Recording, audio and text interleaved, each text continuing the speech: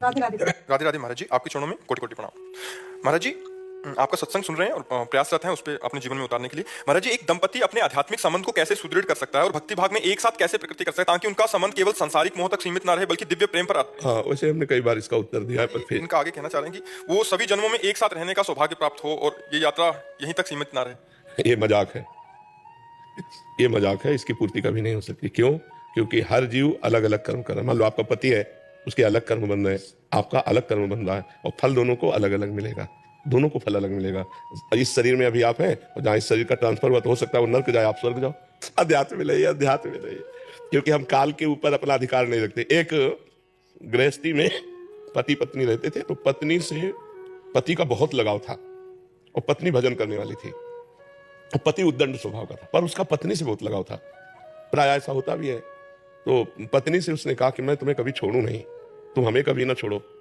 ऐसा हो सकता है कि हम कई जन्म साथ रहे। तो विद्वान थी, उसने कहा ऐसा कभी नहीं हो सकता, ये केवल इसी जन्म में है। तो उसने कहा मैं तुम्हें कभी नहीं छोड़ना चाहता। तो बोले एक उपाय है, आप भगवान का भजन करो और भगवान से मांगो, तो अगला जन्म भी भगवान दे देंगे और हमारा आपका संयोग करा देंगे। तो उसने कहा कैसे भगवान का भजन करें? तो उनका हमारे गुरुजी हैं, आएंगे, हम आपको दीक्षा दिला देंगे। तो उनके गुरुजी जब समय पे आए तो उन्होंने दीक्षा के लिए कहा, तो गुरुजी ने कहा स्नान करके आओ। तो गांव के बाहर नदी थी, स्नान करने के लिए गए तो 4-6 मिल गए। उन्होंने कहाँ जा रहे हो? बोले आज गुरुजी आए दीक्षा ले। अरे यार कहाँ फंस रहे हो?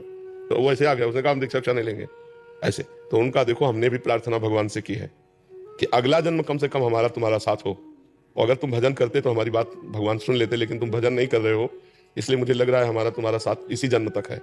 उसने कोई ध्यान नहीं दिया। अब पत्नी थी तो ज्यादा, दोनों का जब शरीर छूटा तो पति के राग के कारण उसकी मुक्ति नहीं हुई और एक राजा की राजकुमारी बनी हो, पति के राग के कारण। और पत्नी भजनानंदी थी, तो उसके संकल्प के अनुसार वो अपने कर्मानुसार जड़ योनि हाथी की प्राप्त किया। पर उसी राजा के यहाँ, जहां बहुत से हाथी रहते थे, उनमें हाथी का बच्चा बनकर के वो आया। अब वो पशु था, तो उसको पूर्व जन्म में ऐसी पत्नी तपस्विनी मिली थी, तो उसके प्रताप से जब राजकुमारी को देखा तो उसको याद आ गया तो मेरी पत्नी है। अब मिले कैसे, बतावे कैसे? तो दूर से वो, जैसे कभी राजकुमारी हाथियों को देखने के जाती, वो चिल्लाता, नहीं अब नजदीक जाने नहीं दे सकते, राजकुमारी का अलग, हाथी का अलग। जब राजकुमारी का स्वयंवर का दिन आया तो नए नए हाथियों को सजा के खड़ा किया, तो वो भी नौ किशोर अवस्था का हाथी हुआ, तो रो रहा था, खाना पीना सब छोड़ दिया था। तो महावत ने राजा से, इस हाथी को कोई रोग नहीं, हमने चेक करवाया, पर ये न खा रहा है न पी रहा है, रुदन आंसू चल रहे हैं इसके। राजकुमारी भजन करने वाली थी, उसने दृष्टि से देखा कि मेरा पति हाथी की योनि में आया है। तो उन्होंने कहा पिताजी 2 मिनट के लिए अगर हमें समय मिल जाए और मैं इस हाथी की औषधि कर सकती हूँ छूने मात्र से। तो उन्होंने कहा ये तो बहुत अच्छी बात है।